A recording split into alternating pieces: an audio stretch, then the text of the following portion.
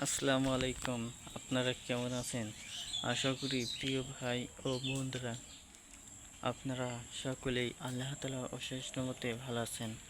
তো আজকে ঘরোয়া উপায়ে আপনাদেরকে যে পাতাগুলো দেখতে পাচ্ছেন এগুলো পেয়ারা পাতা বা গ্রামগঞ্জের লোকেরা সর্বি পাতা বলে থাকে।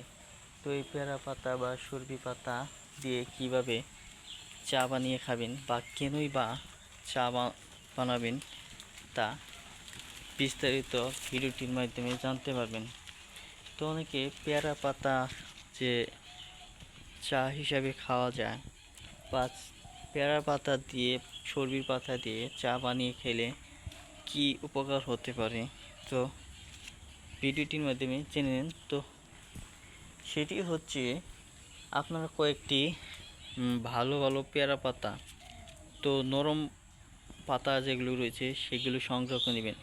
বা আপনারা ধরেন 1 কাপ চা খাবেন, ওই 1 কাপ চার মধ্যে বন্ধুরা 2 থেকে 3টি পেয়ারা পাতা দিয়ে নেবেন। তারপর দেওয়ানোর পর আপনারা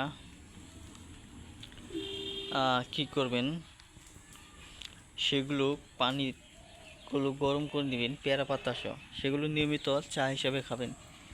তো এটি খাওয়ার কারণ হচ্ছে যাদের অ্যালার্জি রয়েছে ইনশাল্লাহ নিয়মিত যদি 1 মাস 40 দিন খেতে পারেন আপনাদের অ্যালার্জি দূর হতে পারে।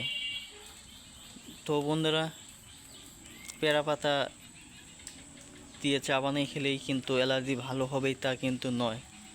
আল্লাহ যদি চায় তাহলে ভালো হতে পারে। ধন্যবাদ আপনাদেরকে।